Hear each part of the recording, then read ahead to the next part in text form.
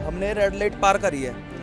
पार करने के बाद 50 मीटर ही चले हैं, बहुत ही ज़्यादा बड़ा ब्लास्ट। आप उसी सड़क पे थे जब? उसी सड़क पे वहीं पे था, मेरे साइड में से सिलेंडर गया था उस गाड़ी का निकल के। कोई असलियत बिल्कुल नहीं बताएगा, लोग बहुत ज़्यादा रोड क्रॉसिंग आप बता दो क्या है असलियत? सब्बे की तरफ देखा, चिंगारियाँ आग ही आग, ऊपर गुब्बारा बना हुआ था आग का, धुआं ही धुआं। 100 से 150 के आदमी थे जो जख्मी और डेड थे। 100-150 के लगभग होंगे, इतने नहीं थे जितना बड़ा ब्लास्ट था। टुकड़े यहाँ। एक सेकंड, आपने नाम पूछने के लिए क्यों कहा?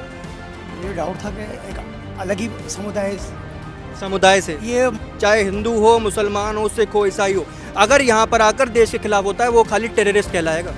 यहाँ जितने भी लोग खड़े हैं, अगर यहाँ से लेकर 100 मीटर तक अगर 4 बार तलाशी ले लो ना तो गाली देना शुरू कर देगा पुलिस वाले को कि मैं ही रह गया था तलाशी लेने के लिए, मैं तो बहुत अच्छा आदमी हूँ। कहते नहीं कहते सारे, तो सारा दोष पुलिस वालों को देना कुछ ठीक बात नहीं है। वो चाहते थे कि देश में अशांति फैले, इस तरीके की चीजें हों, और उसके बाद जो हमारे देश का जागरूक युवा है, जो जागरूक नागरिक हैं, वो इस तरह के सवाल उठाने लगे। तो क्या मैं ये समझूं कि जो पड़ोसी मुल्क सवाल उठाना चाह रहा है, जो अशांति फैलाना चाह रहा है, वो इसमें कामयाब हो गया?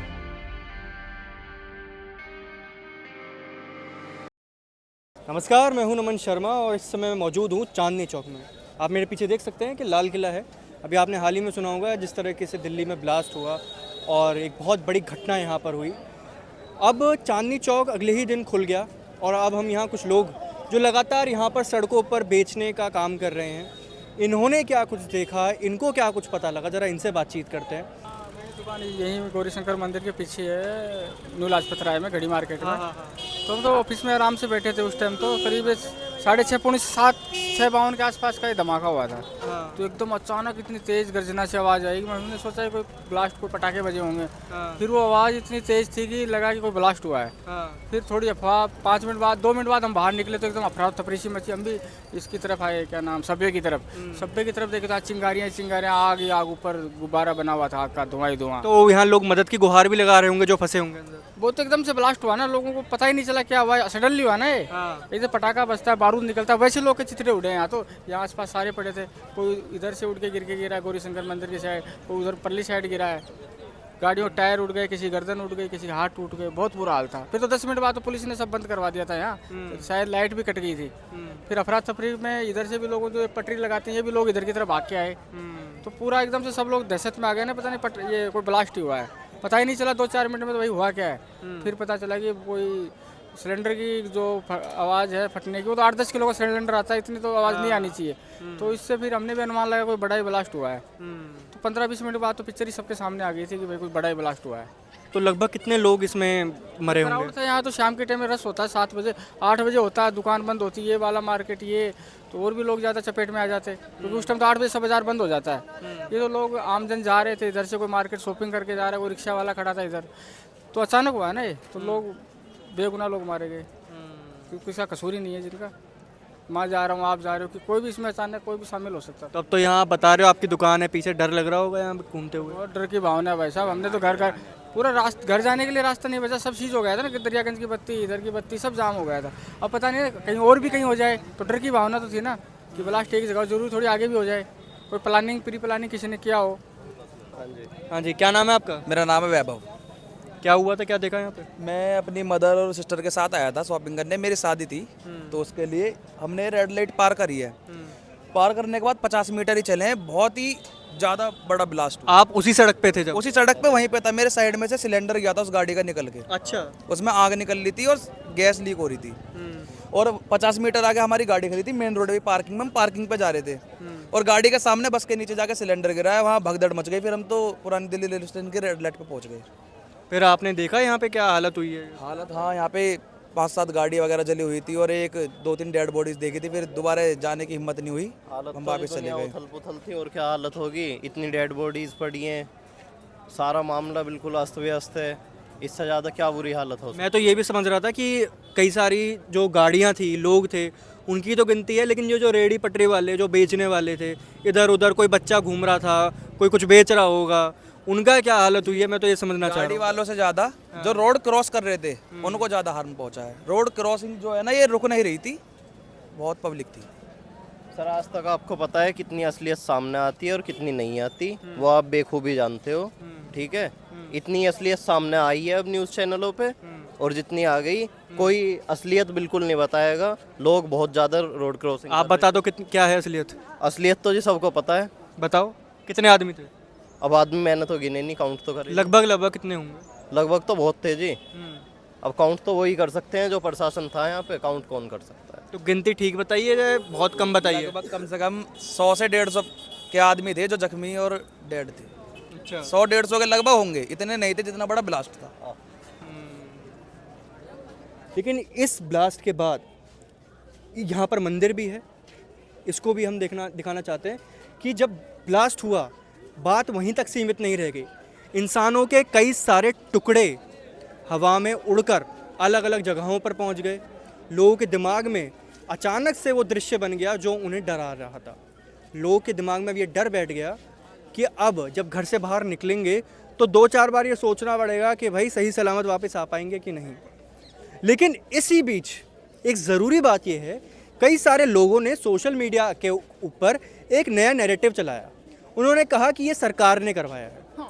लेकिन अब आप ये बात समझिए कि जी हाँ, ज़रूर आपको सरकार को लेकर कुछ आलोचनाएं करनी होंगी, कुछ सवाल होंगे, लेकिन ये कह देना कि ये सरकार ने करवाया है, पहली बात तो ये बात बिल्कुल सिद्ध नहीं होती और बिल्कुल ये मॉरली बिल्कुल गलत है। ये कह देना कि ये सरकार ने करवाया, अपने ही देश के लोगों के साथ इस तरीके का कोई काम करवा देगा, तो आप देखिए कितनी गलत सोच है। सोशल मीडिया पर आप आलोचना करिए, लेकिन ये कह देना कि सरकार ने किया है, ये बहुत गलत है। लेकिन उसके बाद कई सारे लोग जो यहाँ पर रह रहे हैं उनके दिमाग में बहुत दहशत बन गई। कई सारे लोग जो दुकान चला रहे हैं, जो लोग सड़क पर रह रहे हैं, उनके दिमाग में दहशत आ गई। जो लोग घूमने के लिए अक्सर इस सड़क का शायद इस्तेमाल करते होंगे अपने आने जाने के रास्ते के लिए, जो शायद शाम को नौकरी करके वापस आ रहे होंगे, उनके दिमाग में डर बैठ गया है कि भाई यहाँ से निकलेंगे तो सही सलामत पहुँच पाएंगे कि नहीं पहुँच पाएंगे। ये सभी सवाल, ये सभी डर लोगों के दिमाग में है। लेकिन लोगों को एक और बात समझनी चाहिए कि इंटेलिजेंस, जो हमारे देश की खुफिया एजेंसियां हैं, वो लगातार ये कोशिश करती हैं कि जो देश के नागरिक हैं उनको सुरक्षित रखा जा सके। लेकिन ये एक फैमिली मैन एक सीरीज़ है जिसका एक ये बहुत बड़ा कोट है जो अब आजकल वायरल चल रहा है कि आतंकवादियों को सिर्फ एक बार कामयाब होना होता है और इंटेलिजेंस एजेंसियों को उस कामयाबी को रोकने के लिए हर बार कामयाब होना पड़ता है। तो ये जो लोगों के दिमाग में सोच बन जाती है कि ये जानबूझकर कराया गया है या फेल हो गए, फेल कभी कभी हो जाते हैं, अपनी सभी कोशिशों के बावजूद कभी कभी कुछ लोग फेल हो जाते हैं। लेकिन ये सरकारों के ऊपर, इंटेलिजेंस एजेंसियों के ऊपर ऐसे सवाल उठा देना, ये बहुत गलत है। आम पब्लिक का मनोबल तोड़ने के लिए और ये सरकार को बदनाम करते हैं खाली, जबकि सरकार तो बहुत अच्छा काम कर रही है। अच्छा। आम पब्लिक के अंदर घृणा का भाव जगाना चाहती है, जो यहाँ बीजेपी गवर्नमेंट बैठी है उसके लिए। अच्छा, मेरा एक सवाल ये है, जो लोग इस चीज़ में इन्वॉल्व थे, अभी उसमें समझ में आ रहा है सारे डॉक्टर्स थे। हाँ, वो लगभग 20 से देश के ही पकड़ाए थे। हैं। हाँ, देश के ही थे, लखनऊ में पकड़ाए हैं, फरीदाबाद में पकड़ाए हैं, और लगभग यूँ मान लो कि काफ़ी लंबी छोटी टीम है, उसमें महिलाएं भी है। तुम जब यहाँ पे जब ब्लास्ट हुआ था जी, उसके बाद तुमने क्या कुछ देखा? तुम यहीं रहते हो? हाँ जी, मैं तो यहीं रहता हूँ, चांदनी चौक पोर्टल पे काम करता हूँ। क्या नाम है तुम्हारा? कन्हैया। कन्हैया जी। जब यहाँ पर ब्लास्ट हुआ, जब टुकड़े यहाँ, एक सेकंड, आपने नाम पूछने के लिए क्यों कहा? मुझे डाउट था कि एक अलग ही समुदाय से ये मतलब सिर्फ बचाव करते हैं, ये बचाव करते हैं आपस में। ये जो आपने सवाल उठाया है ना, ये मुझे वैसे कहना नहीं चाहिए, लेकिन ये बहुत गलत बात है।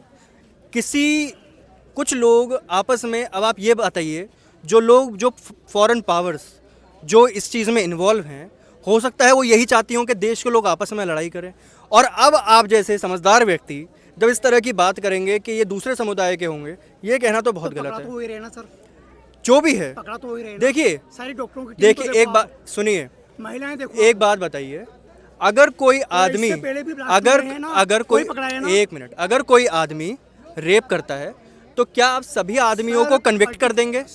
ये आपका कहना, इसी समुदाय के पकड़ाते हैं ना, ये कहना बिल्कुल गलत है। ठीक है, ऐसा नहीं है कि जो दूसरे रिलीजन के लोग हैं, आप इन्होंने अशांति नहीं फैला रखी हो, कहाँ नहीं फैला रखी है।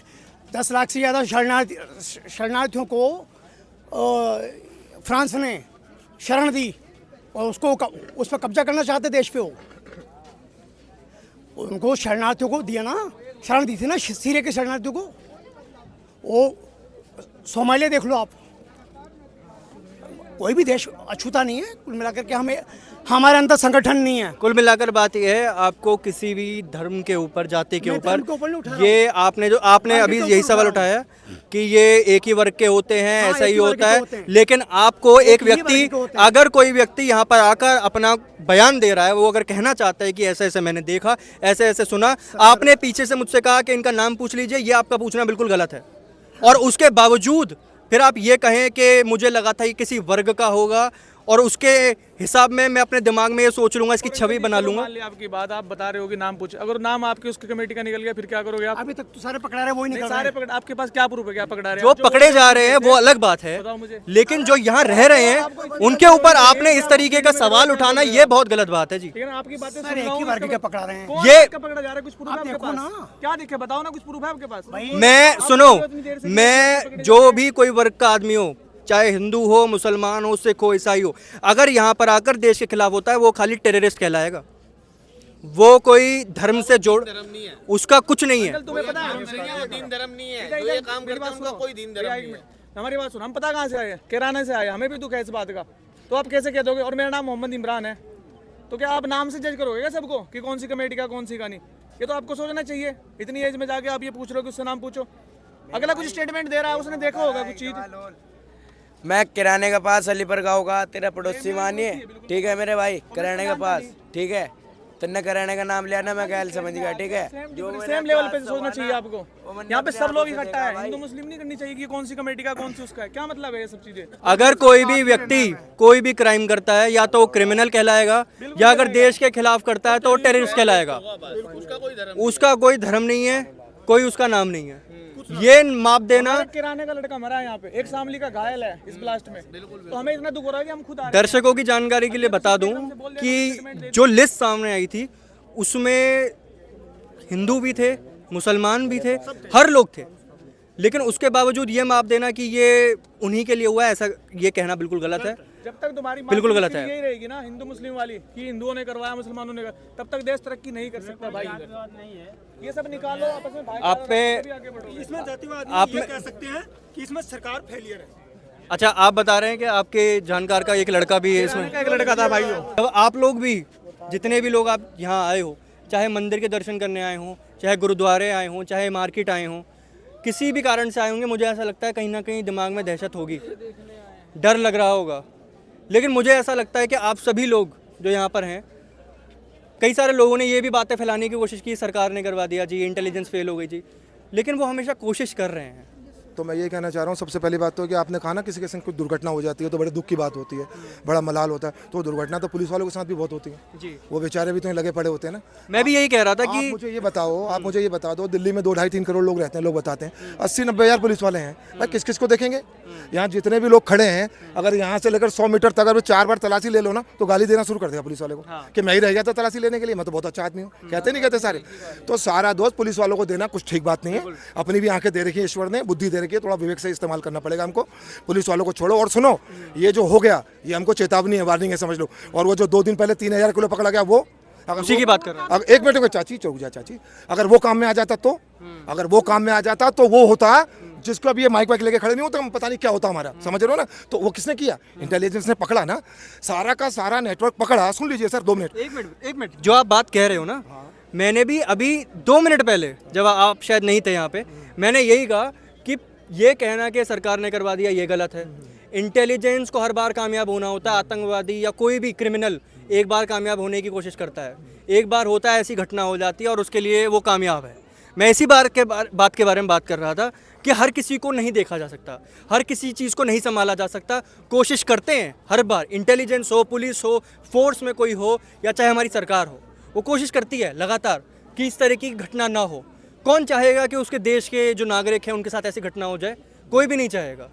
लेकिन जब ऐसी घटना हो जाती है तो हमें उससे समझना चाहिए, थोड़ा सा डर बैठ जाता है, जो उस चीज़ को भी देखना चाहिए कि हम अपने लिए, जो अपने लिए हम सुरक्षा कर सकते हैं उसका इंतज़ाम करें। अगर किसी के साथ कोई घटना हो जाती है उसकी मदद करें। इंसानियत के तौर पर यही हो सकता है। और कोई भी दुर्घटना किसी के रोके नहीं रुकती।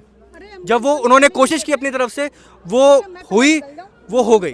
उन्होंने बहुत सारा किलो जो विस्फोटक पदार्थ था वो पकड़ा, उस अगर वो नहीं पकड़ा जाता हो सकता है वो बड़ा होता, क्योंकि कहा गया कि ये जब ब्लास्ट हुआ तो ये पैनिक में हुआ। मैं सिर्फ इतना कहना चाह रहा हूँ, पहली बात तो अपने देश पे शक मत करो। नंबर एक, जो देश की रक्षा करने पर लगे पड़े उन पे शक मत करो। यहाँ बड़ी बड़ी बातें तो बना देंगे, ठीक है ना। वो बर्फ में जिनके पैर गल रहे हैं ना सियाचिन में, उनके लिए थोड़ा सा सोचो। मेरा कहने का ये मतलब है, कोई भी टीचर 100% होता है, सारे के सारे बच्चों को पढ़ा कर डॉक्टर बनाया जाता है, नहीं बना पाता, ठीक है ना। वकील सारे केस जीतते हैं, नहीं जीत पाते ना। तो 100% रिजल्ट तो कहीं पर भी नहीं है भाई। लेकिन जो दिन रात 24 घंटे बना रहे कि इस देश में टुकड़े करने हैं, कहीं ना कोई कुछ करना है, उनको तो एक मौका चाहिए, उनको चांस मिल गया। मैं ये कह रहा हूँ, वो 3000 किलो अगर काम आ जाता तो क्या होता। वहाँ इंटेलिजेंस की बिल्कुल तारीफ मत करना, और जो हो गया वहाँ उंगलियां उठाते रहो। वही मैं कह रहा वो दिन रात लगे हुए ना। और सुनो, चलो 2 दिन पहले यहाँ तमाशा हुआ, मैं यहीं पर मौजूद था, दो पार्किंग जहाँ पर है, मैंने अपनी कानों से सुना वहाँ पर, समझ रहे हो। कुत्ते की तरह सारे लोग यहाँ भाग के आने लगे जान बचाने के लिए। कोई लकड़ी पकड़ रहा है, कोई दीवार पकड़ रहा है, मर गए अपने आप को बचाने के लिए। आज तुमने इतनी भीड़ लगा ली, कैसे लगा ली? ये देश पे भरोसा ही तो है, ये देश की सुरक्षा ही तो है। नहीं तो घर में डर के सोए रहते हैं ना, कभी दोबारा कुछ ना हो जाए, क्यों आए हो यहाँ पर? ये देश का भरोसा है, तो देश पे भरोसा कर लो। ज्यादा गाने हाँ कितना है, अपनी बुद्धि अपना विवेक, और यहाँ के थोड़ा अपना भी इस्तेमाल करो, थोड़े से जिम्मेदार बन जाओ। अभी जो कह रहे उमर नबी ने ये सब कुछ किया है, उमर नबी ने 5 डॉक्टर्स को अपने साथ जोड़ लिया, ये फरीदाबाद के। अब एक सवाल मैं भी कर देता हूँ आज, यार एक बात बताओ, उसने 5 लोग जोड़े डॉक्टर, उस मेडिकल कॉलेज में हजारों डॉक्टर्स होंगे, 5 जोड़े, तो क्या उसने 5 डॉक्टर से बात करी, 5 ने उसकी बात मान ली? नहीं मानी होगी ना। 10 से कहा होगा, 20 से कहा होगा, 50 से कहा होगा, मैं दिल्ली में ऐसा करना चाह रहा हूँ, भारत में तमाशा करना चाह रहा हूँ, धमाका करना चाह रहा हूँ। किसी ने मना किया होगा, किसी ने हाँ किया होगा, फिर 5 लोग जुड़े होंगे। तो मैं ये कह रहा हूँ यार, उनकी कोई जिम्मेदारी नहीं जिन्होंने मना किया होगा उससे, वो गिल्टी नहीं है कि तुमने बताया क्यों नहीं कि पुलवामा से कोई डॉक्टर यहाँ आ गया है और आने के बाद देश में ऐसा करना चाह रहा है। यार उनका कोई दोष नहीं है, वहां के बताना चाहिए था, नहीं बताना चाहिए था क्या? और वाइस चांसलर ने भी कह दिया नहीं हमारे हॉस्पिटल का कोई दोष नहीं। अरे यार, एक कश्मीर से आया डॉक्टर बन के, उसने 5 लोगों को जोड़ लिया, बाकी किसी को पता ही नहीं है। अरे कोई बताता तो सही कि ऐसा ऐसा डॉक्टर आ गया जो इतना बड़ा तबाही लाना चाह रहा है देश में, उसके बारे में कुछ सोचो। किसी ने कोई कुछ कहा नहीं। फिर ये लोग कहते हैं हम पे उंगली क्यों उठाते हो, फिर ये कहते हैं हम पे शक क्यों करते हो, फिर ये कह रहे हैं कि आनंद विहार में रेलवे स्टेशन में हमारे बैग क्यों चेक कर रहे हो, हमारी दाढ़ी क्यों देख रहे हो। भाई देखो, सवाल अपने आप से भी इनको करना पड़ेगा, क्योंकि अब बहुत ज़्यादा हो गया, अति हो गई है, ठीक है ना। और लेकिन फिर कह रहा हूँ, अगर अब भी हमने गलत को गलत बोलना नहीं शुरू किया तो हमारा अंत निश्चित है। भारत माता की जय। एक मिनट, जो आपने दाढ़ी को लेकर और हमें किसको कह रहे हैं आप? मैं नहीं कहूंगा कि अंधे हैं क्या लोग, लोगों को अकल नहीं है, विवेक। भाई मैं देख रहा हूँ ना, अभी मैंने 2 मिनट पहले वो भाई साहब चले गए, उनसे यही बोल रहा था मैं। ट्वीट कर रहे हैं ना, वो कह रहे हैं हमको ही क्यों तलाशी ले रहे हो। अरे भाई, हमसे पूछने के दिन चले गए, अब अपने आप से पूछो भाई कि हम तुम्हारी तलाशी क्यों हो रही है, डर तुमसे क्यों लग रहा है। चारों तरफ यार व्हाइट कॉलर हो गया, अब तो अनपढ़ गंवार अपने आप को उड़ा दिया डॉक्टर। भाई हम क्या करें, हम मजबूर हो गए। और इतना डर, कहाँ शाहरुख खान, सलमान खान, आमिर खान, सैफ अली खान, अबे कहाँ चले गए तुम बीच में नाचोगे तो हमको सुबह शाम बताओगे। अभी मैं ये खा रहा हूँ, यहाँ नाच रहा हूँ, कपड़े उतार लिए और तुमने कुछ बोला नहीं। अबे कुछ तो बोलो यार, ये देश तुम्हारा है, यहाँ भी नाचते हो तुम, यहाँ भी शूट करता है ना सलमान खान के, कौन सी थी वो बजरंगी भाईजान, यहीं शूट कर रहा था ना, यहाँ उसे पुलिस, दिल्ली पुलिस की गाड़ियाँ उड़ा दी थी। अबे अब कल भी तो कुछ उड़ गया है 2 दिन पहले, कुछ बोल यार, कुछ तरस खा ले हमारे देश पे। और जो आपने कहा ना कि किसका नाम मैं ले रहा हूँ, मैं नाम नहीं बताऊंगा, वो क्यों कह रहे हैं कि हमारी ही तलाशी क्यों ले रहे हो, इसलिए कि हमको तुम्हारे पे अब भरोसा नहीं रहा है।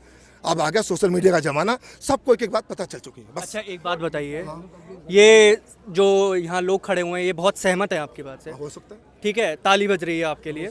मेरा आपसे सवाल ये है कि जो वो वर्ग जिसने कुछ नहीं किया लेकिन वो उस वर्ग के अंदर आता है, ठीक, वो चाहते थे कि देश में अशांति फैले, इस तरीके की चीज़ें हों, और उसके बाद जो हमारे देश का जागरूक युवा है, जो जागरूक नागरिक हैं, वो इस तरह के सवाल उठाने लगे, तो क्या मैं ये समझूं कि जो पड़ोसी मुल्क सवाल उठाना चाह रहा है, जो अशांति फैलाना चाह रहा है, वो इसमें कामयाब हो गया?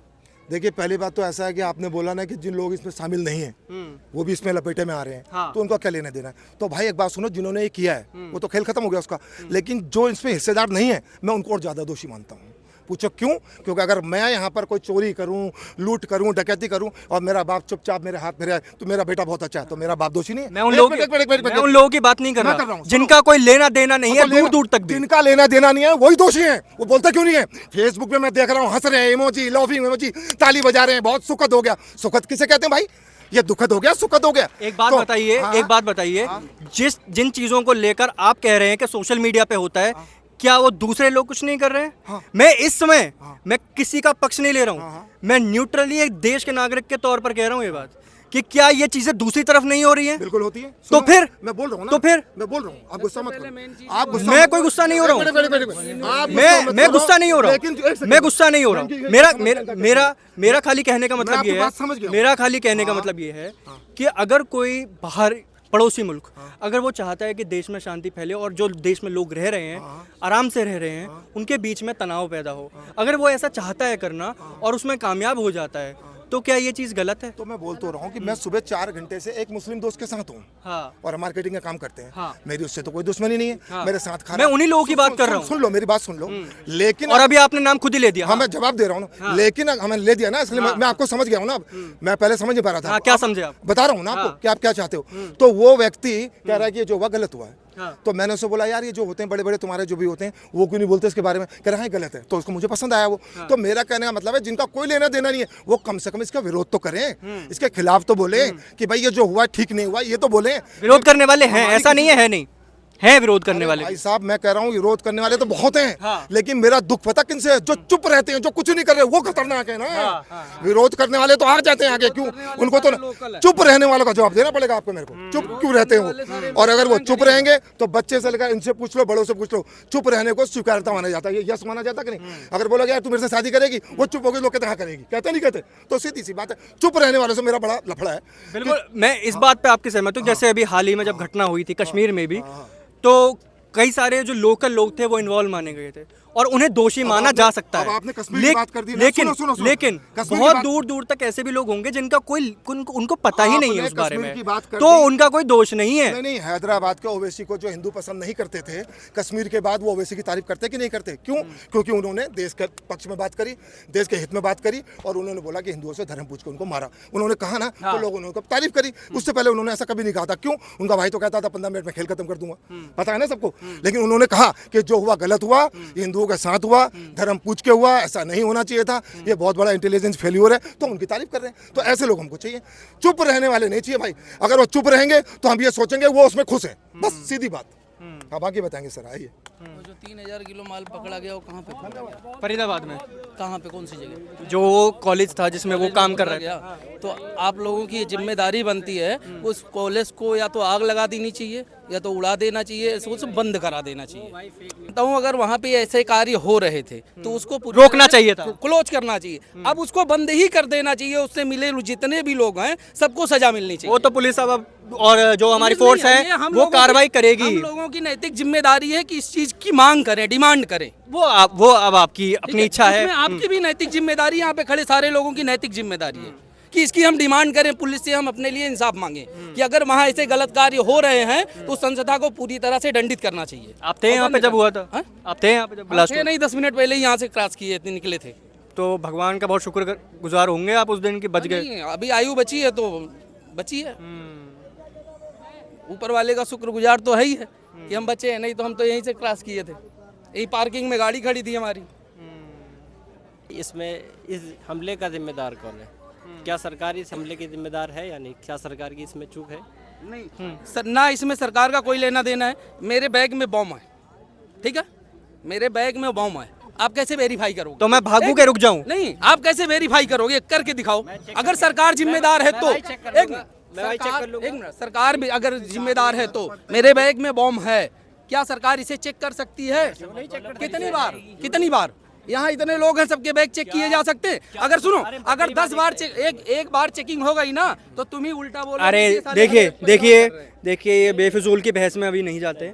मेरा कहने का मतलब ये है कि सरकार ने अपनी ओर से कोशिश की, उन्होंने इंटेलिजेंस ने, अगर वो विस्फोटक पदार्थ या जो भी कुछ चीज़ें थी, और अभी हाल ही में गिरफ्तारियां भी हुई हैं, गुजरात में भी पकड़े गए, कश्मीर में भी पकड़े गए, कई जगह पर पकड़े गए, अगर उनको ना पकड़ा जाता हो सकता था कि ये जो हुआ ये हादसा कुछ भी ना होता, इससे बड़ा भी हो सकता था। और ये भी समझ में आया जब पुलिस ने और इन्वेस्टिगेशन की, और इन्वेस्टिगेशन समझ में आया कि जब पकड़ा गया और सारी चीज़ें पकड़ी जा रही थी, जो उससे जुड़े हुए जितने भी लोग थे वो पकड़े जा रहे थे, तब ये कहा गया कि ये पैनिक में हुआ, ये सब पैनिक में हुआ और हो सकता था इससे बड़ा होता, वो उसने पैनिक में किया। मुझे ऐसा लगता है कि नागरिक के तौर पर हमें चीज़ समझनी चाहिए कि सरकार देश के नागरिकों के लिए इस तरीके से कोई गलत चीज़ नहीं करेगी।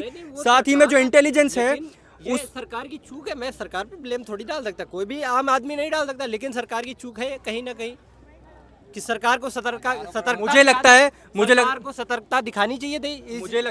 मुझे लगता है कि हमें फोर्सेस के ऊपर, पुलिस वालों के ऊपर और सबके ऊपर आश्वस्त होकर ये खुश होना चाहिए कि उन्होंने अपनी ओर से प्रयास पूरा किया, भले ही कोई चूक गया हो लेकिन उन्होंने प्रयास पूरा किया। 2011 में मुंबई में हमला हुआ मेरे भाई, 2008-11 में हुआ, उसमें सीएम ने इस्तीफा दिया, गृह मंत्री ने इस्तीफा दिया। किस लिए दिया था भाई? उनका यही कहना था कि इस तरह की घटना हमारे होते हुए हो गई। तो वही मैं बात बताना चाह रहा हूँ, वो जवाबदेही हुई थी ना। तो यहाँ पे क्या कह रहे हैं? नहीं जवाब दे रहा है। इनके रहते हुए अभी रिसेंटली पहलगाम हुआ, कोई जवाबदेही फिक्स नहीं हुई, इतने लोग मर गए, कहाँ से आतंकवादी आए? जब तक कश्मीर सिक्योर था, सारा श्रेय कौन ले रहा था? मोदी और अमित शाह की। इनके रहते जब तक अच्छा हुआ श्रेय इन्होंने लेना, जैसे कुछ बुरा हुआ तो पीछे हट जाए। वो सारा आम आदमी जिम्मेदार हो गया उसका। जब पूर्ववर्ती सरकारों में भी होता था तो इनको खा जाया करते थे। मनमोहन सिंह जब हमला चल रहा था ना, मुंबई का हमला, तो नरेंद्र मोदी गुजरात से आगे मुंबई में प्रेस कॉन्फ्रेंस कर रहा था कि, और मनमोहन पर निशाने साध रहा था। उसने उस समय भी वो नहीं करा था कि 3 दिन जब लगातार हमला चला है, कि उस समय तो ये सब नागर राजनीति ना खेले ना। हमले के समय भी वो प्रेस कॉन्फ्रेंस कर रहा था लाइव महाराष्ट्र से, बॉम्बे से, नरेंद्र मोदी, अगर आपको याद हो। तो वो उस समय भी राजनीति खेल रहे थे, और अब हमको ज्ञान दिया जा रहा है कि सरकार की कोई जिम्मेदारी नहीं। सरकार ने अपनी, उस समय भी सरकार की मंशा गलत होती थी क्या? सरकार चाहती थी कि हमला हो? उस समय की मंशा नहीं खराब थी। देखिए, कुल मिलाकर बात यह है कि मुझे ऐसा लगता है कि ये जो घटना हुई है अत्यंत दुखद है, और मुझे लगता है कि अभी हम जिसकी भी मदद कर सकें आसपास, जो इस धमाके से पीड़ित हैं, जिनको कोई समस्या आई, चाहे यहाँ भी रह रहे हुए कुछ दूर लोग भी होंगे जिनके दिमाग में कुछ ना कुछ ऐसे छवि बन गई होगी। मुझे लगता है इंसान के तौर पर हमें कोई जाति, वर्ग, ये सब ना देखते हुए एक दूसरे को सपोर्ट करना चाहिए। और आपको ये कहना चाहता हूँ, यही चीज़ किसी विपक्षी राज्य में हो जाती, मान लो, खुदा ना करता कहीं भी नहीं होनी चाहिए, लेकिन मान लो विपक्षी बंगाल में हो जाती, ठीक है, तो आपको ये लगता है मीडिया रिस्पॉन्स यही होता कि सरकार को छोड़ दिया जाए? वहाँ पे बंगाल में एक रेप कांड हुआ था हॉस्पिटल में, तो बंगाल में एक रेप कांड हुआ था आरजीकर हॉस्पिटल के अंदर, जिसमें पूरा डिमांड क्या कर दी गई थी बीजेपी द्वारा, मीडिया द्वारा, कि सरकार बर्खास्त कर दी जाए, राष्ट्रपति शासन लगा दिया जाए। लेकिन यही सेम मान मणिपुर के लिए नहीं की गई थी, जहाँ पर लिटरली सिविल वॉर चल रही थी, वहाँ पर ये मांग नहीं आई थी कि वहाँ पर राष्ट्रपति शासन लगा दिया जाए। बहुत बहुत शुक्रिया आप सभी लोगों का हमारे साथ जुड़ने के लिए, बहुत धन्यवाद।